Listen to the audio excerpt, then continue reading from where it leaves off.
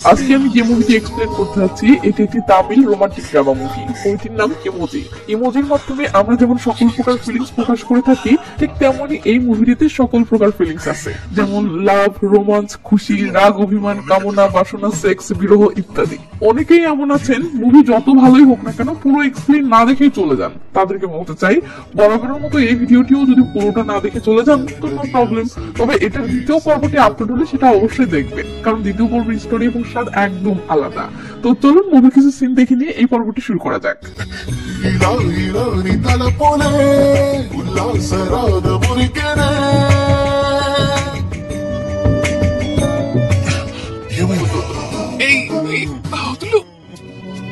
బాధతో గడిపిన ఆ రోజుల్ని తలుచుకుంటేనే মুভির শুরুতে দেখি আদিব নামের একটা ছেলে গাড়ি চালিয়ে অফিসে যাচ্ছে আর আমাদেরকে বলতেছে প্রতিটি লাভ রিলেশনে আমরা নানা প্রকার ফিলিংস অনুভব করি, এই যেমন প্রত্যাশা, অপেক্ষা, ভালোবাসা, কামনা, বাসনা, রাগ, ব্রেকআপ, অসহায়ত্ব ইত্যাদি। আমি প্রেমে পড়ার পর আমারও এই সবের মধ্যে অনেক ফিলিংস অনুভব হয়েছে, তবে বর্তমানে আমি যে ফিলিংস চাচ্ছি সেটা হলো অসহায়ত্ব। এই বলতে বলতে আদিব অফিসে পৌঁছায় ও বসের রুমে গিয়ে বলে, স্যার আমার কয়েকদিন ছুটি লাগবে। বস কারণ জানতে চাইলে আদিব বলে, স্যার আমার ওয়াইফের সাথে আমার ডিভোর্স হতে যাচ্ছে, তাই আমার মানসিক অবস্থা খুব খারাপ। তো সিন রাতে আসলে দেখি আদিব বাসায় ফিরে রাতের খাবার খাওয়ার সময় বউকে খুব মিস করতেছে ও ভীষণ কষ্ট পাচ্ছে। তো সকালবেলা আদিবের ঘুম ভাঙতেই আদিবের ফোনে গুগল ফটোসের একটা নোটিফিকেশন আসে। আদিব সেটাতে ক্লিক করতেই 3 বছর আগের একটা ফটো ওপেন হয় আর আদিবের সেই দিনটার কথা মনে পড়লে সিন 3 বছর অতীতে চলে যায়।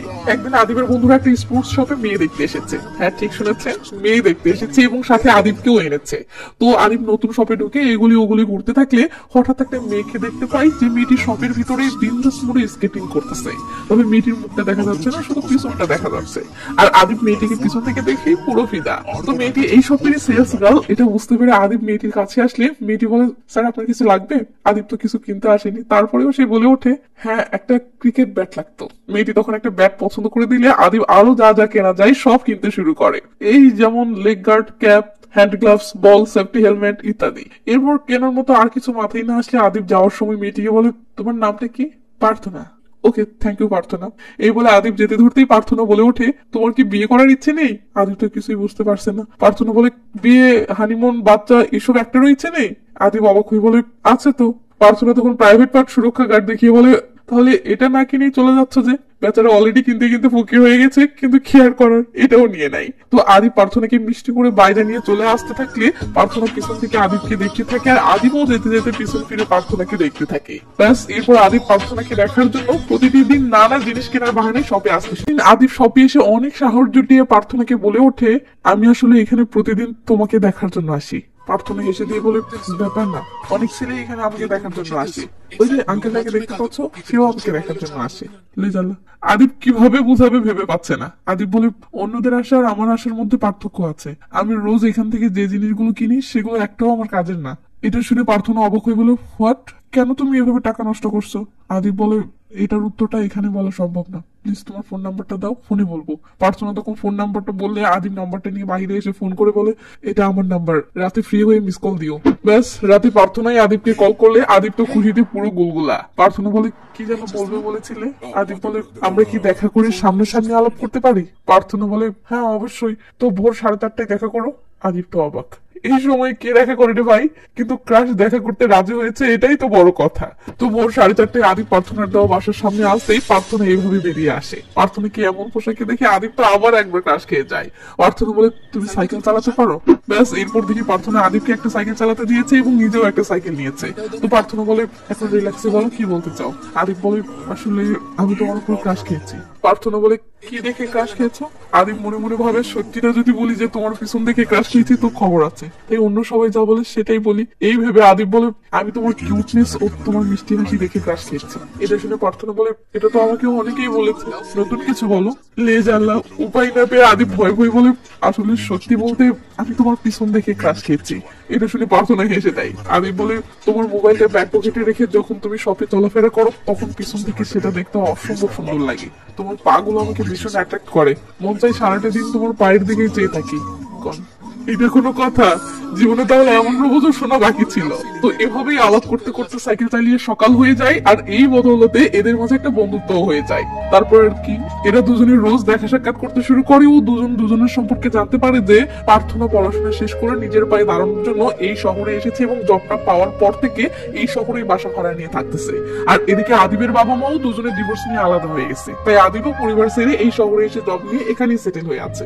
তো দুজনের লাইফ হিস্টোরি যেহেতু প্রায় সেম, তাই দুজনের মাঝে ভালো একটা বন্ডিং তৈরি হয় ও এদের সম্পর্কটা হালকা কালার থেকে ডিপ কালার ধারণ করে। তারপর আর কি, একদিন আদিব সাহস করে বলে ওঠে, আচ্ছা আমরা কি রিলেশন করতে পারি? প্রার্থনা তখন কি যেন ভেবে বলে, উত্তরটা পরে ফোন কলে জানাবো। ব্যাস, এরপর এক সপ্তাহ কেটে যায়, বাট প্রার্থনার কোনো কল আসে না। এটা দেখে আদিব রাতের বেলা শপের সামনে আসলে প্রার্থনা বলে, এই রাতের বেলা তুমি এখানে কি করছো?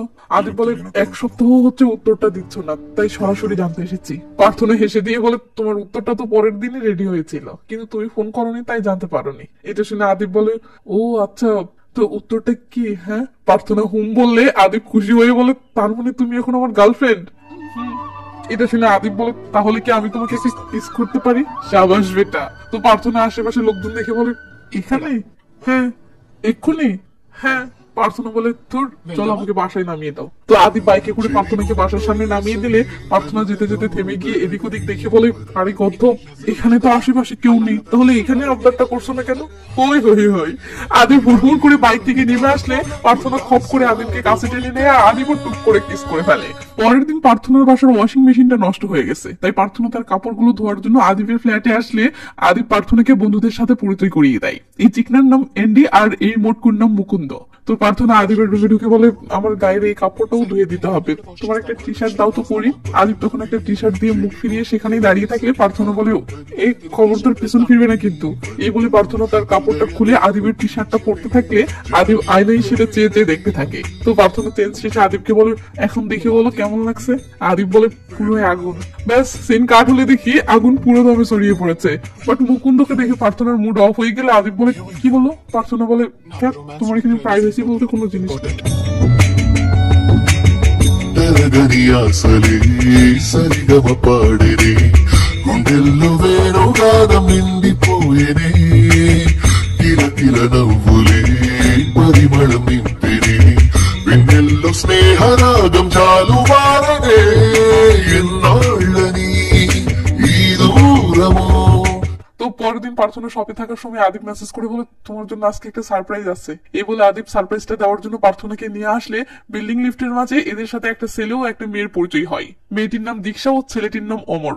এরা আদিবের সামনের ফ্ল্যাটেই ভাড়া উঠেছে, বাট গল্পের মাঝে এরা কেন ঢুকে পড়লো সেটা পরে জানতে পারবেন। তো আদিব প্রার্থনাকে রুমে এনে বন্ধুদেরকে রুম থেকে বের করে দেয় ও প্রার্থনার চোখ ধরে দেয়ালের কাছে এনে চোখ ছেড়ে দিলে প্রার্থনা তো রীতিমতো মুগ্ধ।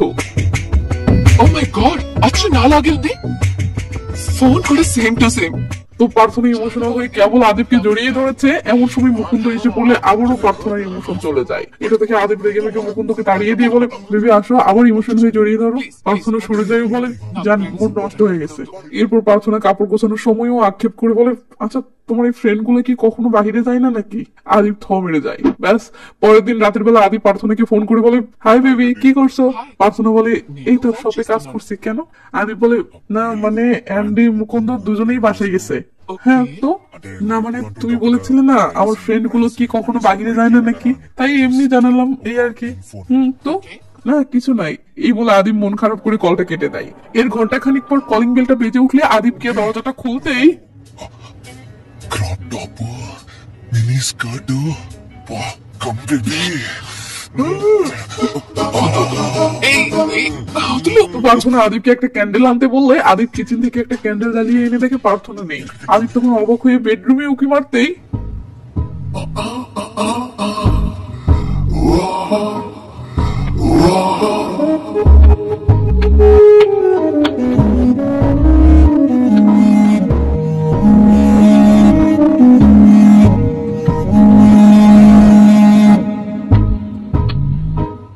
সকালবেলা প্রার্থনার ঘুম ভাঙলে প্রার্থনা আদিবের থেকে একটা কফি খেতে চাই। আদিব তখন বিছানা থেকে উঠে পড়লে এ কি, প্রার্থনার স্কার্ট দেখে আদিবের পরনে চলে এসেছে। শাবাশ। তো এরা কফি টফি খেয়ে ফ্রেশ হয়ে ছাদে আসে।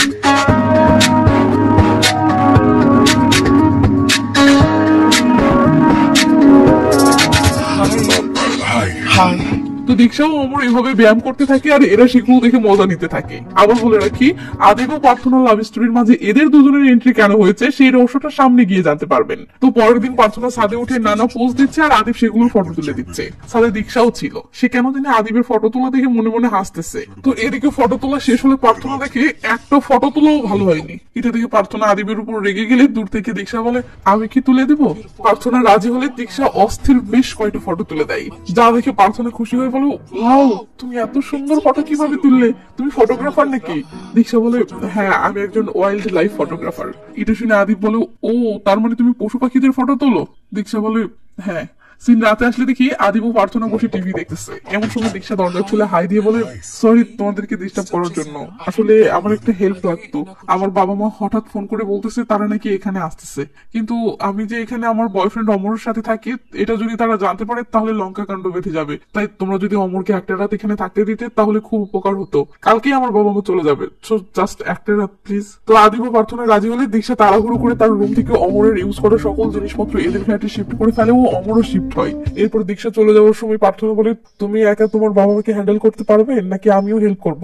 দীক্ষা বলে, তুমি হেল্প করলে তো ভালোই হয়। এটা শুনে প্রার্থনা দীক্ষার রুমমেট হিসেবে অভিনয় করার জন্য দীক্ষার রুমে শিফট হয়ে যায়।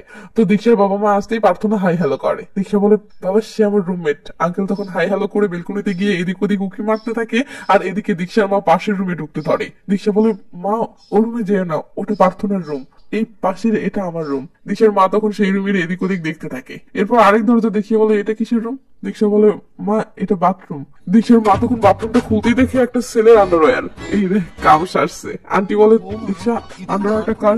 দীক্ষা তো কি বলবে ভেবে পাচ্ছে না। তখন প্রার্থনা দুম করে বলে ওঠে, আন্টি ওটা আমার ছোট ভাই, 2 দিন আগে বেড়াতে এসেছিল, গাধাটা ভুল করে ছেড়ে গেছে। এটা শুনে আন্টির কলেজে পানি আসে আর এরাও ফাঁসতে ফাঁসতে বাঁচে। তো রাতে আন্টি রান্না করতেছে আর আঙ্কেল এই ফাঁকে বিড়ি খাওয়ার জন্য লুকিয়ে বিল্ডিং এর নিচে যাচ্ছে। কিন্তু এমন সময় অ্যান্ডি কয়েক বোতল মাল নিয়ে রুমে ঢুকলে আঙ্কেল বোতলগুলো দেখতে পাই। তো অ্যান্ডি মালগুলো রুমে আনলে সবাই চিয়ার্স করতেই আঙ্কেল বুম করে দরজা খুলে সবার সাথে হাই হ্যালো শুরু করে।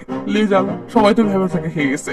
আর সবচেয়ে বড় ফাটাবাসে চিপে পড়ে গেছে অমর, কারণ আজ বাদে কাল সে আঙ্কেলের জামাই হতে চলেছে। এটাও না হয় ঠিক ছিল, কিন্তু আঙ্কেল বলতেছে, গাইস আমি দেখলাম তোমরা কয়েক বোতল মাল আনলে, বোতল দেখে তো আমারও পিনিক উঠে গেছে। এখন এই রাতে আমি বাহিরে তো পাবো না, তাই তোমাদের সাথে কি একটু যোগ দিতে পারি?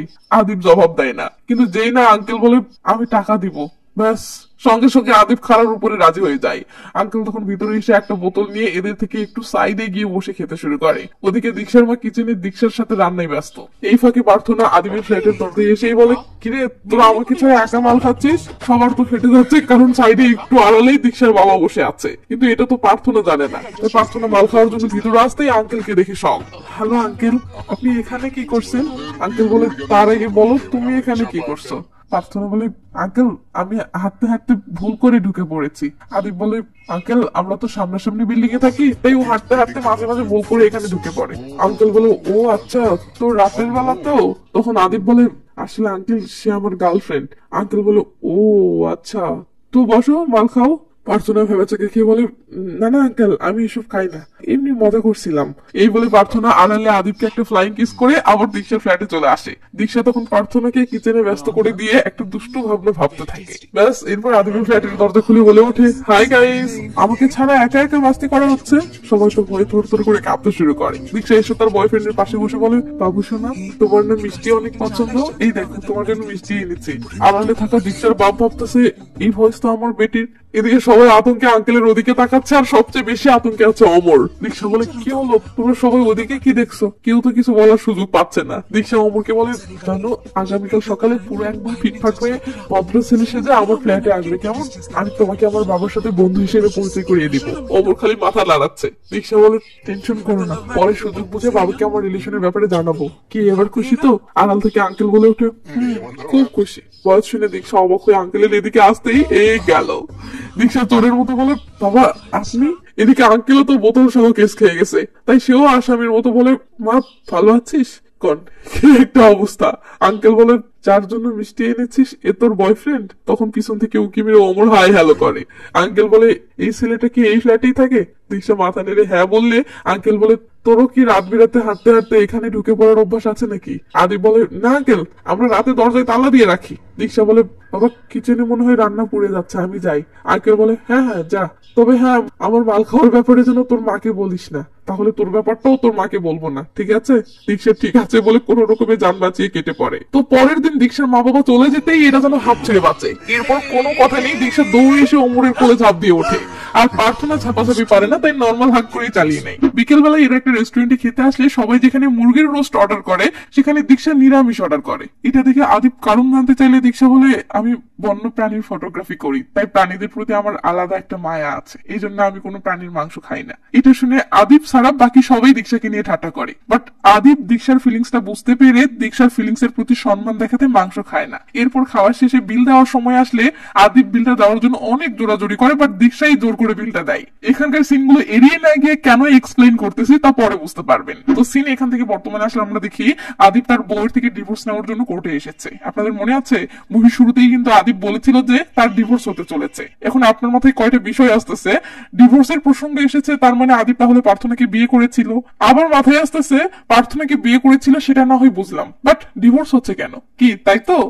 একটু দাঁড়ান, এর চেয়েও বড় ঝটকা খেতে চলেছেন। তো উকিল এসে আদিপকে বলে স্যার আপনার ডিভোর্সের সকল কাজ রেডি হয়েছে, আর ওই যে দেখুন আপনার ওয়াইফে চলে এসেছে। এটা শুনে আদিপ পিছনে ফিরে তাকাতেই ওকে এটা তো দীক্ষা, আদিপের গার্লফ্রেন্ড তো ছিল প্রার্থনা, তাহলে এই দীক্ষা বউ হলো কি করে? আর প্রার্থনাই বা লাইফ থেকে কেটে পড়লো কিভাবে?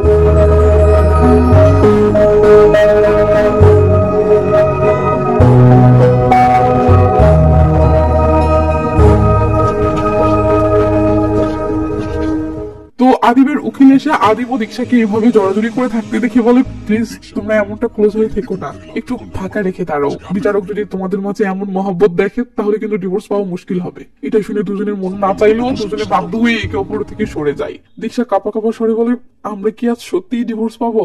আদিব বলে উকিল তো পাবো বললো। এটা শুনে দীক্ষার মন খারাপ করে বলে তার মানে আজ থেকে আমাদের মাঝে স্বামী স্ত্রীর সম্পর্কটা শেষ হয়ে যাবে? এটা শুনে আদিব ইমোশনাল হয়ে দীক্ষাকে জড়িয়ে ধরে। দীক্ষা বলে আমরা কি স্বামী স্ত্রী হিসেবে শেষ একটা সেলফি নিতে পারি? এটা শুনে আদিব একটা শেষ সেলফি তোলে। এরপর আদিব সেই ফটোটা ব্রেকআপ নামের একটা ফোল্ডারে রেখে দিলে দেখি সেই ফোল্ডারে প্রার্থনার ফটো রাখা আছে, মানে প্রার্থনার সাথে তাহলে আদিবের ব্রেকআপ হয়েছে। তো দীক্ষা ফোনটা নিয়ে প্রার্থনার সেই ফটোটা ওপেন করে আর সিন অতীতে প্রার্থনার সাথে আদিবের ব্রেকআপ হওয়ার সেই দিনটাতে যায়। আমরা দেখি আদিব হায়দ্রাবাদ থেকে কেন জানি প্রার্থনার গ্রামের বাসাতে চলে এসেছে। তো আদি প্রার্থনার মায়ের কাছে প্রার্থনার খোঁজ করতেই সিন প্রার্থনার কাছে আসলে দেখি প্রার্থনা কেন জানি বিয়ের সাজে সাজতেছে, কিন্তু বর তো আদিব না, তাহলে বিয়েটা কার সাথে হচ্ছে? আর সবচেয়ে বড় কথা আদিবকে রেখে অন্য কারোর সাথেই বা কেন হচ্ছে? তো যাই হোক আদিব এসেছে, এটা শুনে প্রার্থনা অনেক খুশি হয়ে বেরিয়ে আসলে প্রার্থনাকে এমন শাড়িতে দেখে আদিবের বুকের ভিতরটা যেন দুমড়ে মুচড়ে আসে। প্রার্থনা এসে বলে সরি তোমাকে জড়িয়ে ধরতে পারছি না, অন্যরা মাইন্ড করবে, এই বলে প্রার্থনা শুধু হ্যান্ডশেক করে। তো প্রার্থনা আদিবকে ভিতরে এনে তার মাকে বলে মা এ আদিব আমার বেস্ট ফ্রেন্ড, আমাদের এলাকাতে বিয়ের অনুষ্ঠান কিভাবে হয় সেটা দেখার জন্য এসেছে। এমন সময় একটা মেয়ে এসে বলে আদিব বর চলে এসেছে। এটা শুনে সবাই আদিবকে রেখে বরকে রিসিভ করে আনলে বর যখন আদিবের সামনে দিয়ে বাসায় ঢুকে তখন আদিব অসহায়ের মতো সেটা চেয়ে চেয়ে দেখে। এরপর প্রার্থনা যখন বরের সাথে বসে ধর্মীয় শাস্ত্রগুলো পালন করতে শুরু করে তখন আদিব আর নিজেকে সামলাতে না পেরে একা পাশের রুমে বসে থেকে অসহায়ের মতো ছটফট করতে থাকে। কিছুক্ষণ পর যখন প্রার্থনা তার হবু বরের সাথে পার্সোনাল আলাপ করতে বাড়ির পিছনে যায় আর সেটা আদিব রুমের ভিতর থেকে দেখতে পায় তখন আদিব আর নিজেকে কিছুতেই সামলাতে পারে না, সে প্রার্থনাকে কিছু না বলে একা বাসা থেকে বের হয়ে চলে আসে। তো আদিব পথের মাঝে চলে আসলে প্রার্থনার কল আসে। আদিব কলটা রিসিভ করলে প্রার্থনা বলে তোমাকে কোথায় দেখছি না কেন? আদিব বলে সরি আমি আসলে চলে এসেছি। এটা শুনতেই প্রার্থনা ইমোশনাল হয়ে বলে কি কি তুমি চলে গেছো মানে? তুমি এখন কোথায়? আদিব বলে প্রায় হায়দ্রাবাদের কাছে চলে এসেছি, তোমাকে জানিয়ে আসতে চেয়েছিলাম বাট তুমি অনেক বিজি ছিলে তাই সুযোগ হয়নি। এটা শুনে প্রার্থনা ইমোশনাল হয়ে সরি বলে। অনুষ্ঠান শেষে ফ্রি হলে কল করিও, ভালো থেকো, মিস ইউ। উত্তরে প্রার্থনা বলে আই লাভ ইউ আর আই মিস ইউ টু। জানো প্রার্থনা আদিবকে এতটা ভালোবাসে তাহলে বিয়েটা অন্যজনকে করছে কেন? আর এদিকে আবার আদিবই বা দীক্ষাকে বিয়ে করেছে কেন? তো এই কাহিনীতে মোড় ঘুরানোর রহস্যটা বিয়ের দ্বিতীয় পার্টে জানতে পারবেন। আর দ্বিতীয় পার্টের স্পেশালিটি হলো দ্বিতীয় পার্ট পুরোটাই অস্থির রোমাঞ্চ এবং কমেডিতে ভরপুর, যেমন ইমোশন হবেন তেমন হাসতে হাসতে শেষ হয়ে যাবেন। তো যদি একই সঙ্গে দুইটি পার্টি আপলোড করে থাকি তাহলে দেখুন এখন স্ক্রিনে দ্বিতীয় পার্টটি ভেসে উঠতেছে, সেখানে ক্লিক করলে দ্বিতীয় পার্টটি দেখতে পারবেন। আর যদি স্ক্রিনে দ্বিতীয় পার্টটি শো না করে তার মানে আজকে দ্বিতীয় পার্টটি আপলোড হয়নি।